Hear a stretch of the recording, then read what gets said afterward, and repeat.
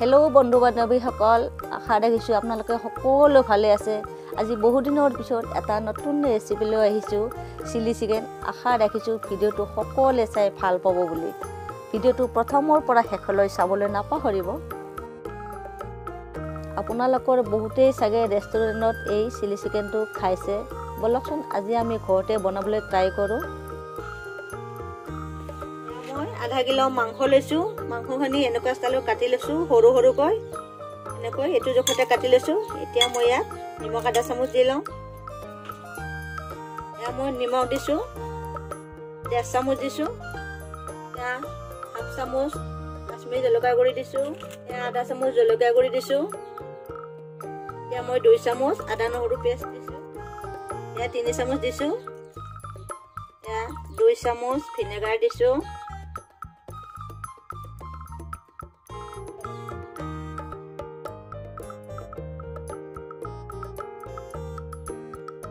এতিয়া মই এইখিনি ভালদৰে মিক্স কৰি লওঁ।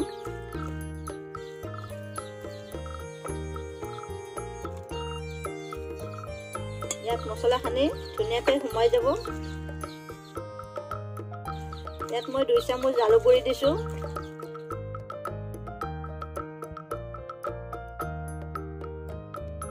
এয়া মোৰ এইখিনি ধুনীয়াকৈ মিক্স হৈ গ'ল। এতিয়া মই ইয়াত এটা ডিম দিম।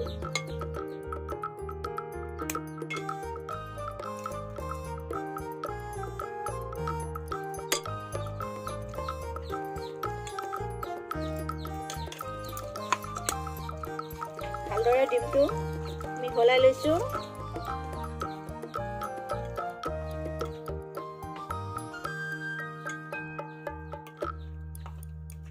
মোৰ মাংস বেছি আছে যিহেতু, গতিকে ইয়াত মই 2টা ডিমে লাগিব।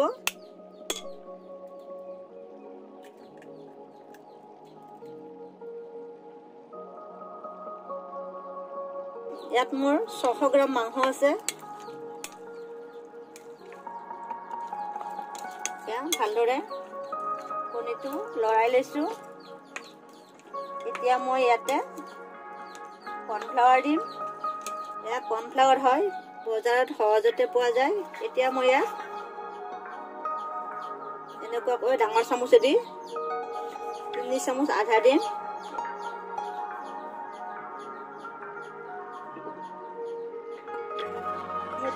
চামুচে দিলোঁ কৰ্ণফ্লাৱাৰ।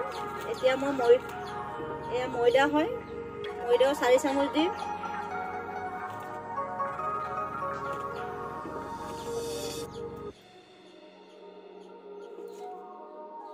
এতিয়া এইখিনি মই ভালদৰে মিক্স কৰি লওঁ। ইয়াত ময়দাৰ সলনি যদি আপোনালোকৰ ঘৰত ময়দা নাথাকে তেনেহ'লে চাউলৰ গুড়ি ব্যৱহাৰ কৰিব পাৰে। তেতিয়া খাবলৈ ধুনীয়া হ'ব, মচমচীয়া হ'ব।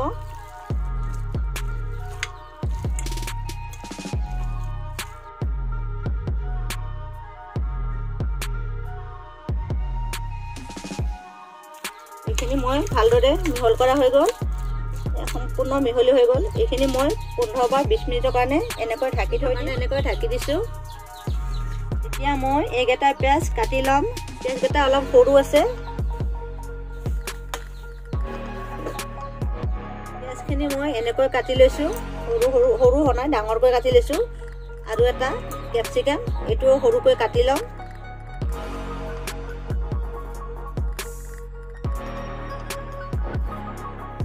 মই মিডিয়াম সাইজৰ 2টা বিলাহী লৈছোঁ আৰু কেইটামান কেঁচা জলকীয়া এনেকৈ কাটি লৈছোঁ। আৰু এইখিনি মই জলকীয়া ভিজাই থৈছোঁ, এইখিনি মই পেষ্ট কৰিম। আৰু 1 ফাল নেমু লৈছোঁ।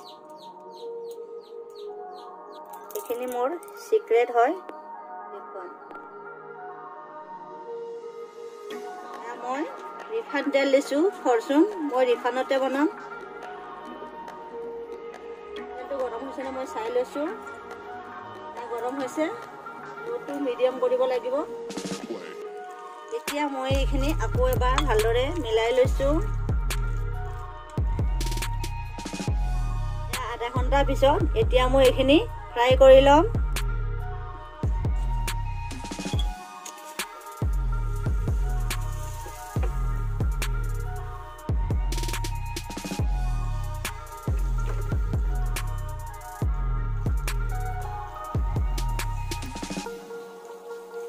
এয়া মিডিয়াম হাই এনেকৈ ৰাখিছোঁ জুইটো। এতিয়া মই এইখিনি তাত আকৌ এনেকৈ ওলটাই দিম।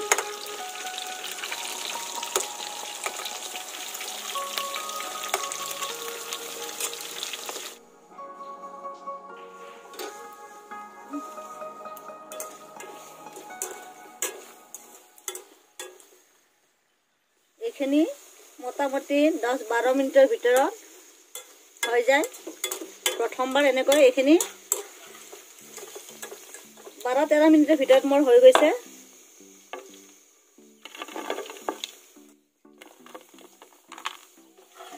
এইখিনি মই আকৌ এবাৰ 2 মিনিটৰ কাৰণে গৰম কৰি লওঁ।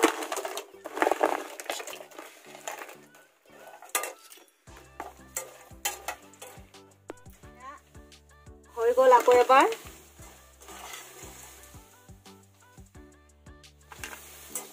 এয়া মই সৰুকৈ নহৰু কাটি লৈছিলোঁ আৰু এয়া আদা এনেকৈ এইটো চাইজতে কাটি লৈছোঁ।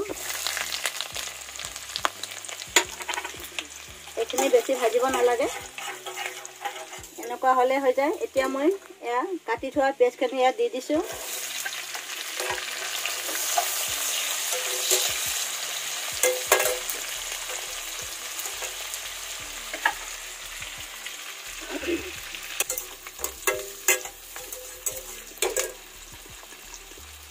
চিকেন চিলি বনাবলৈ হ'লে খাবলৈ হ'লে সদায় জলকীয়া বেছি লাগে, মই বেছিয়ে দিছোঁ অলপ।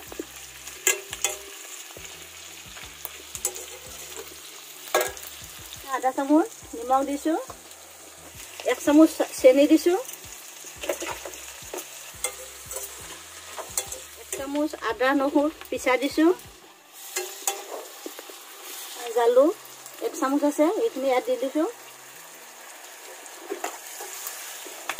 এতিয়া ইয়াত চিলি পেষ্টটো দি দিছোঁ 2 চামুচ। চিলি পেষ্ট নিদিলে ভাল নালাগে, খাবলৈ ধুনীয়া হৈছে। 1 চামুচ ভিনেগাৰ দিছোঁ, এয়া চচ দিছোঁ 2 চামুচ, চয়া চচ,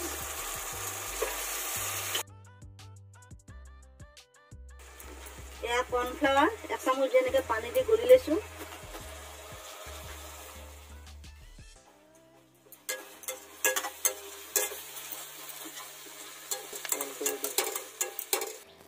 এতিয়া ভাজি লোৱা মাংসখিনি ইয়াত ঢালি দিছোঁ।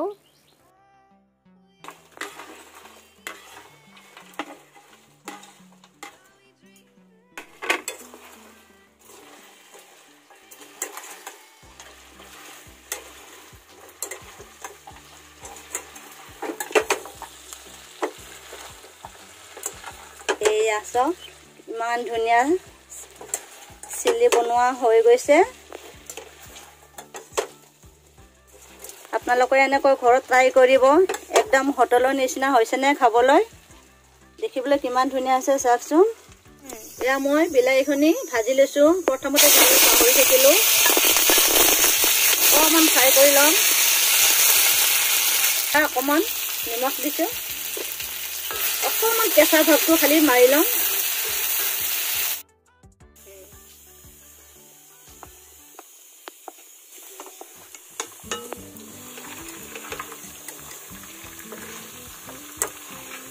এয়া সুন্দৰ ৰেচিপি হৈ গ'ল মোৰ টেষ্টি চিকেন চিলি।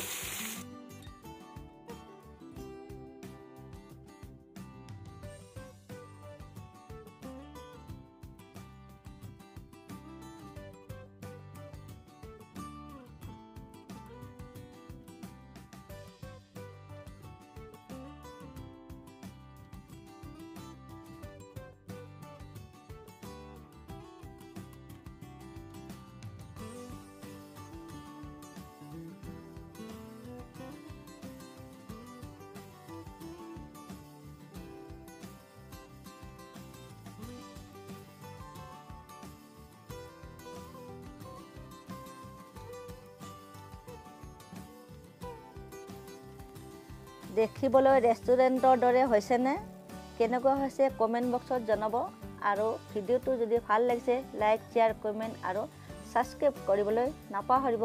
তো আজিলৈ বাই বাই, পুনৰ লগ পাম এটা নতুন ভিডিঅ'ৰ সৈতে।